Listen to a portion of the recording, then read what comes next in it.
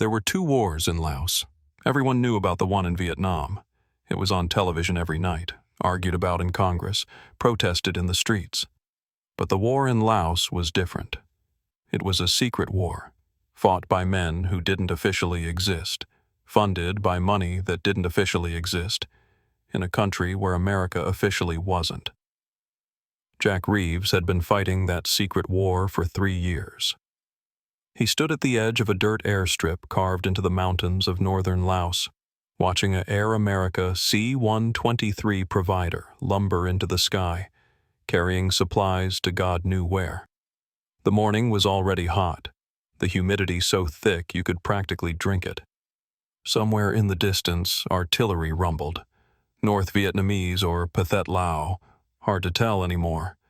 Everyone was shooting at everyone else in this godforsaken place. Jack. Dave Kowalski appeared at his elbow, holding 2 cups of coffee that looked like they'd been brewed sometime last week and reheated twice since then. Station chief wants to see us. Says it's urgent. It's always urgent. But Jack took the coffee anyway, grimacing at the bitter taste. 3 years in Laos, and he still couldn't get used to Air America coffee. What's it about? He didn't say, but he looked worried. And Tom doesn't worry easy. That was true enough. Thomas Bradley had been running CIA operations in Southeast Asia since before Jack was old enough to vote. The man had seen everything: coup attempts, assassinations, entire armies disappearing into the jungle. If something worried Tom Bradley, it was worth paying attention to. They found him in what passed for the operations center, a plywood shack with a corrugated metal roof, filled with radios and maps and the constant chatter of encrypted communications. Bradley was studying a map of the Plain of Jars region, his weathered face creased with concentration. "Gentlemen." He didn't look up. "We have a problem. Echo team went silent 72 hours ago." Jack felt his stomach drop. Echo team was 4 men, all experienced CIA paramilitary officers, all veterans of multiple tours in Southeast Asia. They'd been running reconnaissance along the Ho Chi Minh Trail, tracking North Vietnamese supply movements. Good men. Professional. "Any emergency beacon?" Dave asked. "Negative. Last communication was a routine check-in, then nothing. We've tried reaching them every hour since then." Dead air. Bradley finally looked up, and Jack could see the worry in his eyes. "I need you 2 to find them. Take Vang Pao's son and a small team. Keep it quiet. If the NVA got them, we need to know. If they're just having radio trouble." He trailed off, but they all knew what he wasn't saying. If they were just having radio trouble, they would have made some kind of contact by now. "When do we leave?" Jack asked.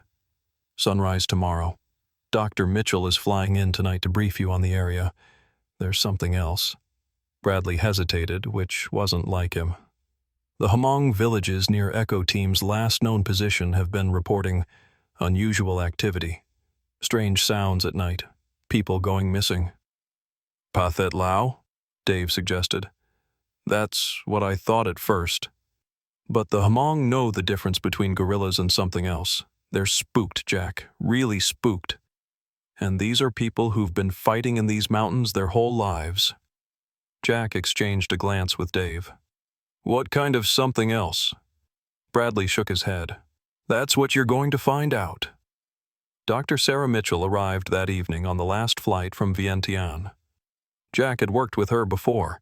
She was one of the agency's best Southeast Asia analysts, spoke 4 languages including Hmong and Lao, and had a PhD in anthropology from Stanford. She was also probably the only person in Laos who looked like she'd just stepped out of a faculty lounge rather than a war zone. They met in the briefing room after dark. Captain Vang Pao Jr. was there too, along with Sergeant Cha Xiong, a Hmong tracker who'd been working with the CIA since the early 60s. Cha was in his 30s but looked older, his face weathered by years in the mountains. Sarah spread a map across the table. Echo Team's last known position was here. She tapped a spot in the mountains east of the Plain of Jars. Approximately 20 clicks from the nearest Hmong village. The terrain is extremely difficult. Dense jungle, karst mountains with extensive cave systems. The North Vietnamese use the caves for storage and as field hospitals. "What about these unusual reports?" Jack asked. Sarah's expression grew serious. "That's where it gets interesting." Starting about 3 weeks ago, villagers in this area began reporting strange sounds at night. Screaming, but not human screaming. They describe it as coming from multiple directions simultaneously, echoing through the valleys. Several hunters have gone missing. Livestock have been found dead, partially eaten. "Tigers," Dave suggested. "The Hmong know tigers." Cha Xiong spoke for the first time, his English heavily accented but clear. "This not tiger. This something else. Something old. Old." Jack raised an eyebrow. "The Hmong have legends," Sarah explained. "Stories about creatures that live in the deep mountains. The dab, they call them. Spirits, demons, things that hunt in the darkness. Most of it is folklore, of course, but—" She hesitated. "The villagers are genuinely terrified. Some have abandoned their homes and moved to Longcheng. That's not normal behavior, even with the war." Jack studied the map, trying to ignore the uncomfortable feeling settling in his gut. He'd spent 3 years in these mountains. He'd seen plenty of things that scared him: ambushes, airstrikes, interrogations. But those were human threats, rational threats. This sounded like something else entirely. "What do you think happened to Echo Team?" he asked. "Best case? They stumbled into an NVA ambush and are evading through the jungle, radio damaged." Sarah's tone made it clear she didn't believe the best case. "Worst case? Well, we need to find them to know for sure." "When do we leave?" Vang Pao Jr. asked. He was young, barely 26, but he'd been fighting since he was 14. His father was the legendary Hmong general who led the CIA's secret army against the communists. "Dawn," Jack replied. "We take 4 men total, light and fast, in and out in 48 hours maximum." Cha Xiong nodded slowly. "I bring protection. Silver, blessed by shaman, just in case." Jack wanted to dismiss it as superstition, but he remembered what Tom Bradley had said. These were people who'd been fighting in these mountains their whole lives. If they were scared, maybe there was a reason. "Bring whatever makes you comfortable, Cha," Jack said. "Just make sure you've got enough ammunition, too." They inserted by helicopter at first light, landing in a clearing about 5 clicks from Echo Team's last known position. The pilot didn't linger. The area was hot, too close to NVA supply routes for comfort. The helicopter was gone in under 60 seconds, leaving them alone in the jungle with nothing but the sound of insects and their own breathing. "This way," Cha said, studying the ground. He was the best tracker Jack had ever worked with, able to read signs in the jungle that were invisible to everyone else. They moved in tactical formation, Jack on point, Dave and Vang Pao covering the flanks, Cha bringing up the rear. The jungle was thick here, requiring them to hack through vines and undergrowth with machetes. The heat was oppressive, even in the shade of the canopy. Within an hour, Jack's uniform was soaked with sweat. They found the first sign around midday. It was a piece of fabric caught on a thorn bush, olive drab, the same color as Echo Team's uniforms. Fresh, maybe 2 or 3 days old. "They came through here," Dave confirmed, studying the surrounding vegetation. "Moving fast, not worried about leaving a trail." "Running," Cha corrected quietly. "See here." He pointed to a set of tracks in the soft earth. "Boot prints. Deep, like carrying heavy weight. But spacing is wrong. Too far apart. They were running." "Running from what?" Vang Pao asked, scanning the jungle with his AK-47 at the ready. No one had an answer. They followed the trail deeper into the mountains. The jungle gradually changed character. Fewer low-lying plants, more massive trees with buttress roots that looked like cathedral walls. The canopy was thicker here, blocking out most of the sunlight, giving everything a twilight quality, even though it was barely afternoon. The screaming started at 1400 hours. It came from everywhere and nowhere, echoing through the valleys. Not human, just as the villagers had said. It started as a high-pitched wail that set Jack's teeth on edge, then dropped to a lower register that he felt in his chest more than heard. It lasted maybe 10 seconds, then cut off abruptly, leaving a silence so complete it was like the jungle itself was holding its breath. "Jesus Christ," Dave whispered. "What the hell was that?" Cha had gone pale, his hand moving to a leather pouch hanging around his neck. "Dab," he said quietly. "I told you." Old spirits. Very bad. Jack wanted to argue, to insist there had to be a rational explanation, some kind of animal, maybe, or an acoustic trick of the terrain. But the hair on the back of his neck was standing up, and his hands were shaking slightly as he gripped his CAR-15. "Stay focused," he said, more to himself than to the others. "Whatever that was, it's just sound. Can't hurt us." But even as he said it, he wasn't sure he believed it. They pushed on, following Echo Team's trail. The signs became more obvious as they went. Broken branches, disturbed earth, even a discarded equipment pouch. The men had definitely been running, moving through the jungle with a speed that suggested panic rather than tactical withdrawal. The trail led them to a limestone cliff face honeycombed with caves. Dark openings gaped like mouths in the pale rock, some small enough to crawl through, others large enough to drive a truck into. This was classic karst terrain. The entire mountain was probably hollow, riddled with passages and underground chambers. "Echo Team went in there," Cha said, pointing to one of the larger cave entrances. "But I do not recommend we follow." "Why not?" Dave asked. "Because nothing came out." Jack studied the cave entrance. The ground in front of it was disturbed, multiple sets of boot prints leading in, none leading out. The opening itself was dark, impenetrable, giving no hint of what lay beyond. "We don't have a choice," Jack said finally. "Our orders are to find Echo Team. If they're in there, we go in." He pulled out his flashlight, checking the battery. Vang Pao did the same.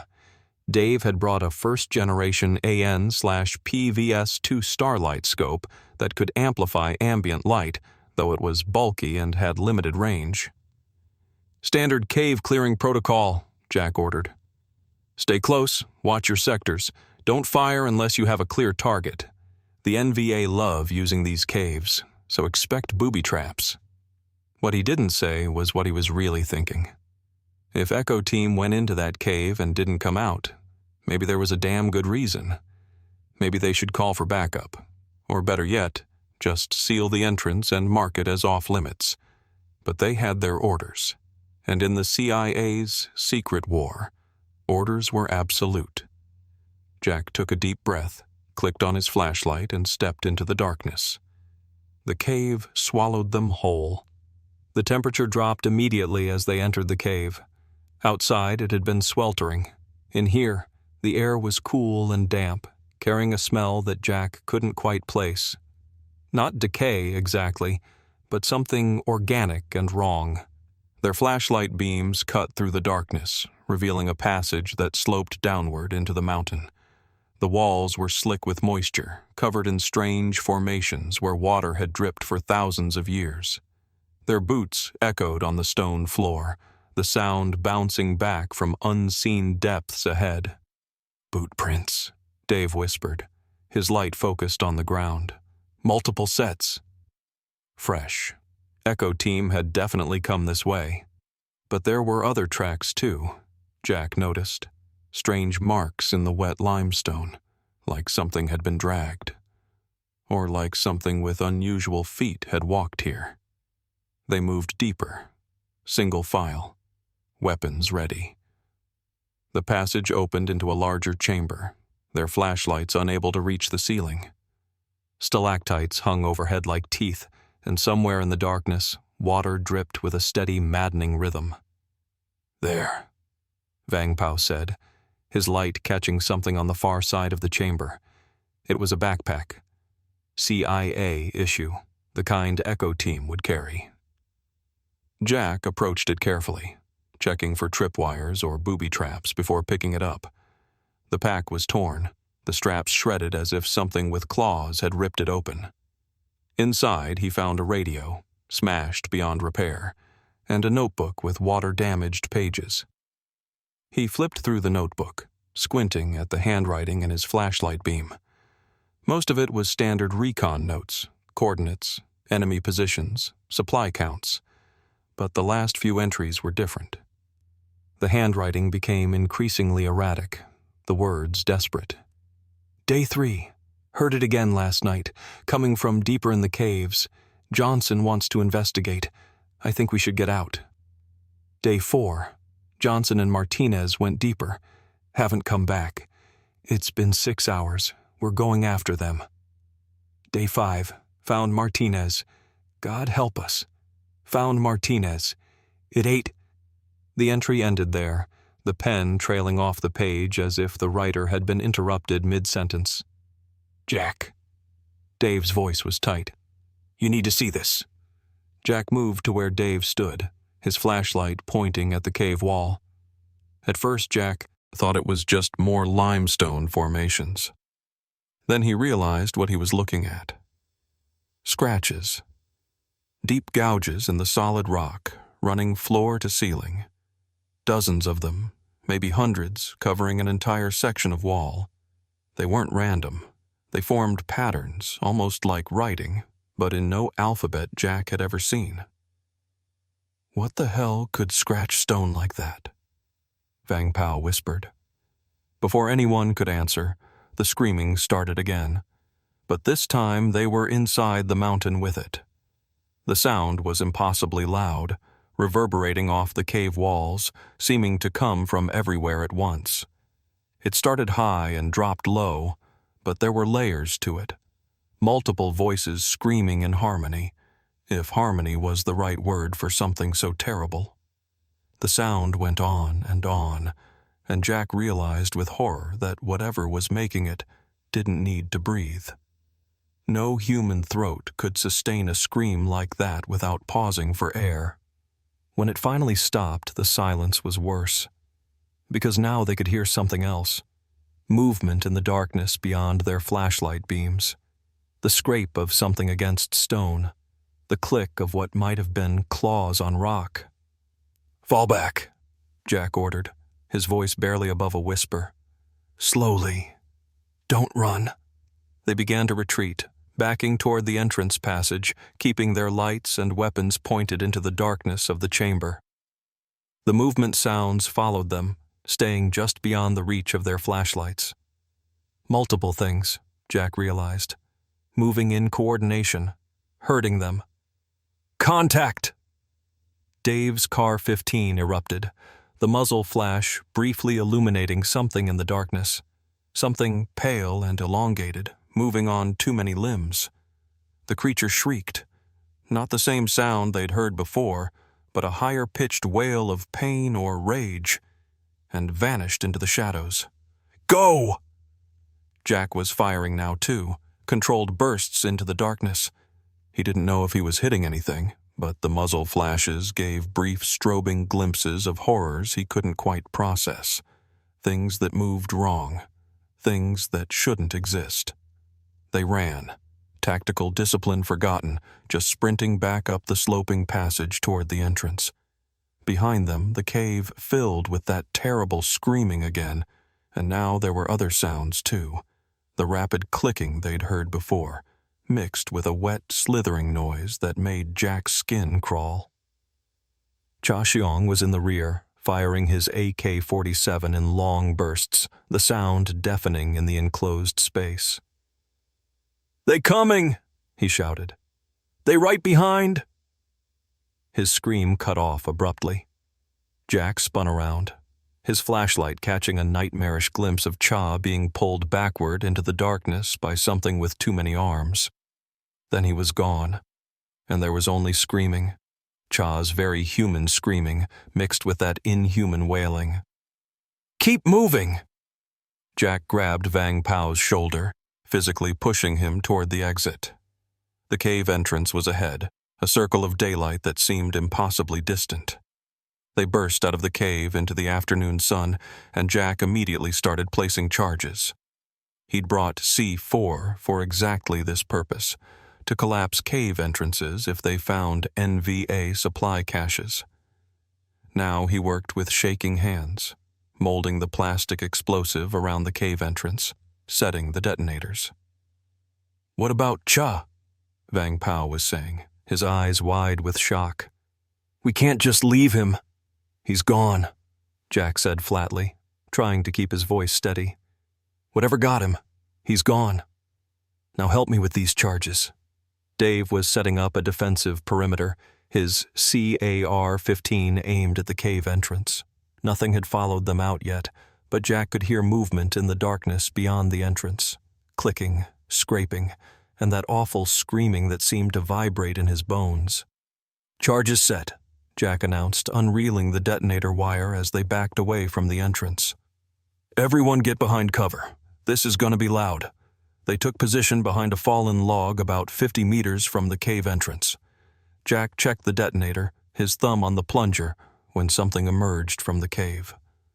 In the full light of day, it was even worse than the glimpses he'd gotten by flashlight.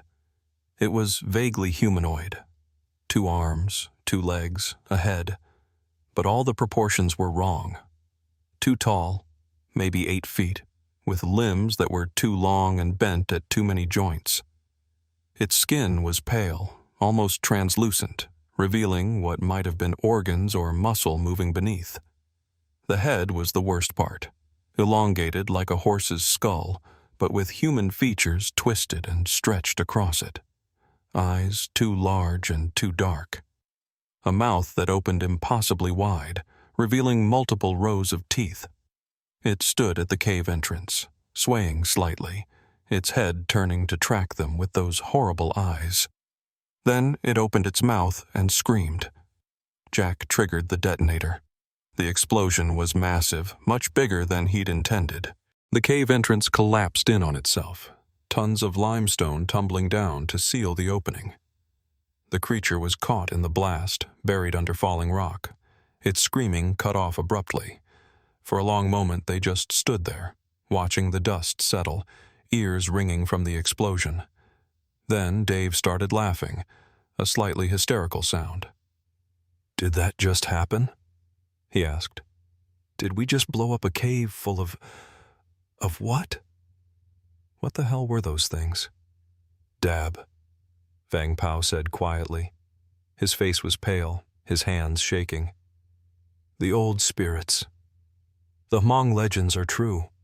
Jack wanted to argue, wanted to insist there had to be a rational explanation, but he'd seen what he'd seen. They all had. Whatever those things were, they weren't human, weren't natural, were something that shouldn't exist, but did. "We need to get out of here," Jack said, forcing his mind to focus on practical matters. "There might be other entrances to that cave system, if those things can get out." A sound cut him off. A familiar sound that made his blood run cold. Screaming, coming from the jungle to their left and their right, and behind them. They'd collapsed one entrance, but there were dozens of caves in these karst mountains, maybe hundreds, and the things inside them were coming out. "Run!" Jack didn't wait to see if the others followed. He just ran, crashing through the jungle, heading back toward the landing zone where they'd been dropped off. Behind them, the screaming grew louder, echoing through the valleys, coming from multiple directions. They ran for what felt like hours, but was probably only minutes. Jack's lungs burned. His legs felt like lead, but he didn't dare slow down. He could hear the others crashing through the jungle behind him, could hear Vang Pao gasping for breath. And behind all of that, he could hear the pursuit, the clicking, the scraping, the sound of things moving through the canopy above them, keeping pace. They burst into a small clearing, and Jack immediately got on the radio. Air America, this is Ground Team Alpha, requesting immediate emergency extraction coordinates. He rattled off their position, not caring about radio protocol or encryption. Multiple hostiles in pursuit. We need pickup now.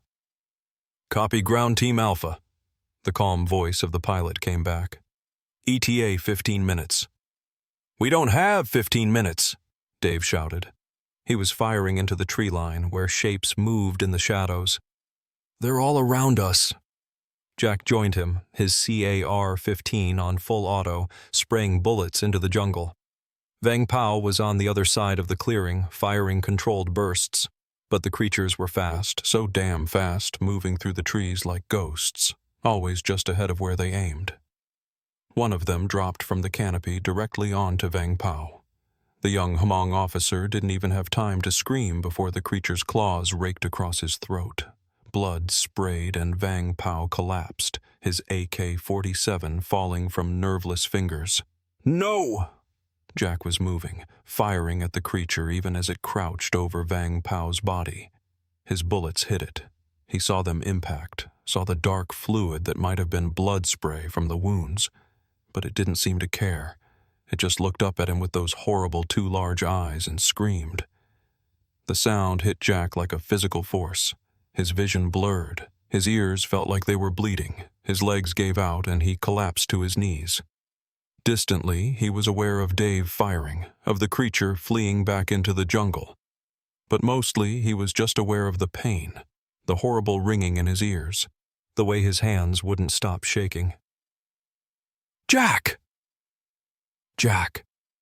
Dave was shaking him, his face close, shouting to be heard over the ringing. Helicopter's coming! We gotta move. Jack could hear it now, the blessed sound of rotor blades. The Air America Huey came in fast and low, the door gunner already firing into the tree line with his M60. The helicopter didn't even fully land, just hovering a few feet off the ground. Dave was dragging him toward it, and Jack's legs were working again, moving on automatic. They threw themselves into the helicopter, and it was already climbing, gaining altitude, the door gunner still firing down into the jungle below. Jack looked down and saw them. Dozens of them, maybe hundreds, emerging from the caves and the jungle, pouring into the clearing they'd just escaped. Pale shapes against the green, all of them looking up at the departing helicopter, all of them screaming. The pilot banked hard, putting distance between them and the creatures, heading back toward Long Chung at maximum speed. Jack slumped against the bulkhead, his CAR-15 still clutched in white-knuckled hands. Echo Team was gone. Cha Xiong was gone. Vang Pao Jr. was gone. Out of 6 men who'd gone into those mountains, only 2 had come back. And the things that killed them were still out there. The debriefing happened in a windowless room in the American Embassy in Vientiane. Just Jack, Dave, Tom Bradley, and a man from Langley whose name Jack never learned. The Langley man wore a suit despite the heat and took notes on a yellow legal pad with mechanical precision. "Let me make sure I understand," the Langley man said after they'd finished their report.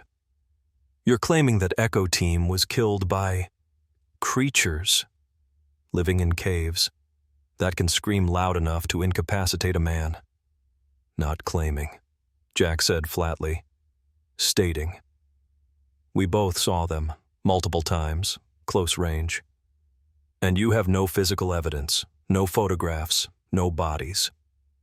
We were too busy trying not to become bodies ourselves," Dave shot back. "Sir, with respect, we know what we saw. Those things were most likely Pathet Lao fighters using unconventional psychological warfare tactics," the Langley man interrupted. "Disguises, acoustic weapons, guerrilla ambush techniques. The North Vietnamese have been experimenting with—" "That's bullshit, and you know it." Jack leaned forward. "I've been in this theater for 3 years. I've fought the Pathet Lao. I've fought the NVA. I've fought every flavor of communist insurgent there is. This wasn't that. This was something else. The Langley man set down his pen. Mr. Reeves, the Central Intelligence Agency does not acknowledge the existence of cryptozoological entities. We deal in facts, in verifiable intelligence, in threats that can be understood and countered through established methods. What you're describing doesn't fit that paradigm. Maybe the paradigm is wrong, Jack said. The silence that followed was heavy. Finally, Tom Bradley spoke for the first time since the debriefing started.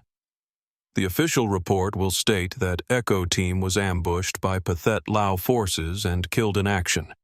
Ground Team Alpha attempted a rescue operation but encountered heavy resistance. 4 additional men were lost. The cave system has been sealed to prevent enemy use. That's the story. Tom, Jack started.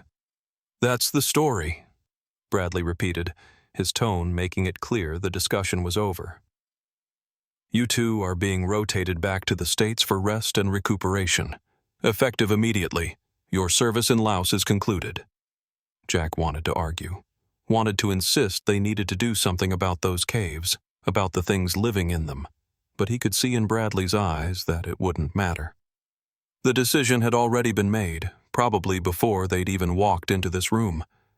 They were being silenced, sent home. The truth was being buried along with the men who'd died. Dismissed, the Langley man said, already gathering his notes.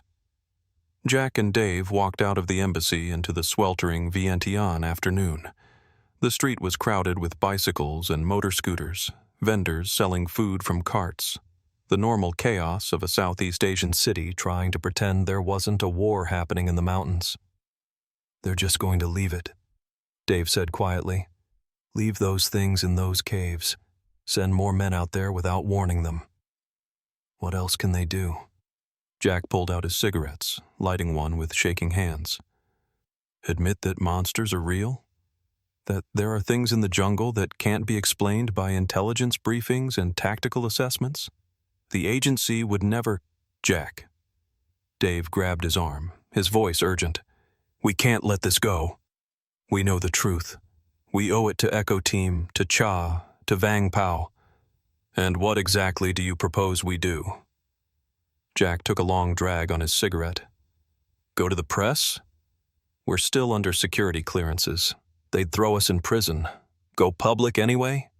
Who'd believe us? We don't have a shred of evidence. Dave was quiet for a long moment. Then we make sure other people know. Quietly, word of mouth. Warn the operators, the pilots, the advisors. Tell them to stay away from those caves. To listen when the Hmong talk about the dab. That's not much. It's something. It's more than nothing. Dave's jaw was set. And maybe we write it down. Everything we saw, everything that happened. Hide it somewhere safe. So that someday, if anyone ever asks, there's a record. A testimony. Jack looked at his friend, at the determination in his eyes. They'd gone into those mountains together. They'd seen things that would haunt them for the rest of their lives. And they were the only ones left who could tell the truth. All right, Jack said finally. All right. We'll tell the story. For the men who can't. Jack Reeves rotated back to the United States 3 days later. He spent 6 months being debriefed, signing non-disclosure agreements, attending meetings with agency psychologists who wrote words like combat stress and traumatic episode in their notes. They offered him other assignments, desk work, training positions, analyst jobs. He turned them all down. In 1972, he resigned from the CIA and moved to Oregon, buying a small house in the mountains where the trees reminded him of Laos. But the caves were just caves, empty of anything except bats and mineral formations. He tried to forget, tried to move on, but the screaming followed him. In his dreams, he was back in those caves, running through darkness while things with too many limbs pursued him. He'd wake up gasping, his sheets soaked with sweat, his hands reaching for a car 15 that wasn't there anymore. Dave Kowalski left the agency too. He went back to Chicago, got married, had 2 kids, became an accountant. They stayed in touch through letters and occasional phone calls. They never talked about Laos directly. The security clearances still bound them. But there were things that didn't need to be said. They both knew. They both remembered. In 1975, when Saigon fell and the last Americans evacuated Southeast Asia, Jack watched it on television and wondered about the caves, about whether those things were still there, still screaming in the darkness, about how many more men might have died without ever knowing what they were really fighting. The journalist found him in 1988. She was young, maybe 30, with earnest eyes and a tape recorder. She said she was researching unexplained incidents during the secret war in Laos for her dissertation. She'd heard rumors about a CIA team that had encountered something unusual in the mountains. Would he be willing to talk? Jack's first instinct was to say no, to close the door and go back to his quiet life.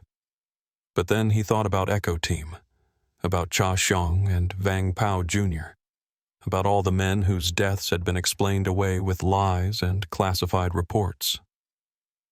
"Come in," he said. They talked for 3 hours. He told her everything: the mission, the caves, the creatures, the screaming.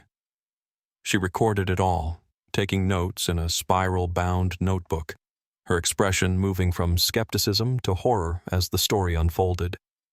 When he finished, she was quiet for a long time. "Mr. Reeves," she finally said, "I've interviewed 11 other veterans of the Secret War. 7 of them told me about encounters with anomalous entities. Different creatures, different locations, but always the same pattern. Official denials, security classifications, implications of mental instability." "You think we're all crazy?" Jack asked. "No. I think you all saw something real. Something that doesn't fit into official narratives, so it gets buried, forgotten, dismissed." She paused. "Mr. Reeves, would you be willing to go back? To show me exactly where it happened?" Jack felt his chest tighten. The thought of going back to Laos, to those mountains, to those caves, made his hands shake and his heart race. He'd spent 18 years trying to forget, trying to pretend it had never happened. "No," he said quietly. "I can't. I'm sorry. I can't." The journalist nodded, understanding in her eyes. "That's okay. You've already done more than enough by telling me the truth." After she left, Jack sat in his living room for a long time, staring at nothing. He thought about calling Dave, about telling him someone was finally listening, finally recording the truth. But what good would it do? The caves were still there. The creatures were still there. And the official story would never change. The truth was like those creatures themselves, hidden in darkness, emerging only occasionally into the light, before being driven back into the shadows where people didn't have to acknowledge it existed. Jack Reeves died in 2003, at the age of 67, from complications related to Agent Orange exposure. According to his will, his personal papers were donated to the Vietnam War Archive at Texas Tech University. Among those papers was a detailed, handwritten account of what happened in the mountains of Laos in 1970. The archivist who cataloged his papers noted the account, filed it away with thousands of other veteran testimonies, and thought little of it. Another war story. Another unexplained incident. Another piece of history that didn't quite fit the official narrative.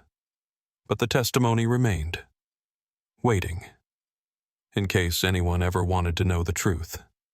Dave Kowalski was still alive as of 2003, retired in Florida, playing golf and spoiling his grandchildren. When he heard about Jack's death, he flew to Oregon for the funeral. He stood at the graveside with a handful of other old men who'd served in the secret war, men whose missions were still classified, whose sacrifices were still unacknowledged. After the service, one of the other veterans approached him. The man was Hmong, maybe 60 years old, with weathered features and sad eyes. "You a friend of Jack Reeves?" the man asked in accented English. "Yes. We served together in Laos." The man nodded slowly. "I am from Long Chung. My father was General Vang Pao. My brother was Captain Vang Pao Jr. He died in the mountains in 1970, with Jack Reeves." Dave felt his throat tighten. "I'm sorry." "Your brother was a good man. Brave." "My father told me something before he died," the Hmong veteran said. "He said the Dab are still there, in the caves, still screaming. The Pathet Lao tried to use the caves after the war, sent soldiers in. They never came out. Now the local people avoid those mountains. They know better." "Good," Dave said quietly. "They should stay away." "But you and Jack Reeves didn't stay away. You went in. You saw them. You survived." The man reached into his pocket and pulled out something silver, a small medallion on a chain. "My brother would want you to have this, for luck, for protection, for remembering." Dave took the medallion, his hands shaking slightly. It was warm from the other man's pocket, inscribed with symbols he didn't recognize but somehow understood, Hmong protective charms against evil spirits. "Thank you," he managed to say. The Hmong veteran nodded and walked away, leaving Dave standing alone at his friend's grave, holding a silver talisman against creatures that official records said didn't exist. The caves in the mountains of northern Laos are still there. The karst formations that honeycomb the region still hide passages and chambers that have never been mapped, never been explored, never been explained. Sometimes travelers in the region report hearing strange sounds at night, screaming that echoes through the valleys, seeming to come from everywhere and nowhere at once. The local people just shake their heads and tell visitors to stay away from certain mountains, certain caves.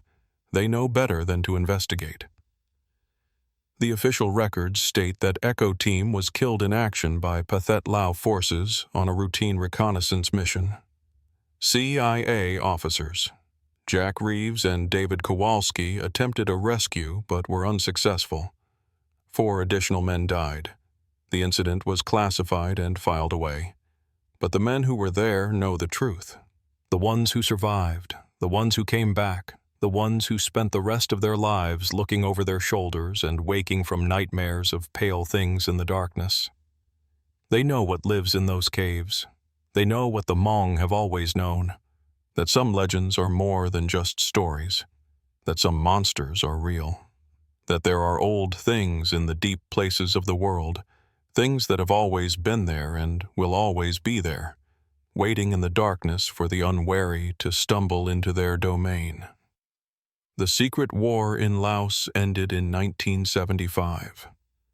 But in the mountains, in the caves, the screaming continues, and sometimes, on certain nights when the moon is dark and the wind carries sounds from far away, you can still hear them, if you're brave enough or foolish enough to listen.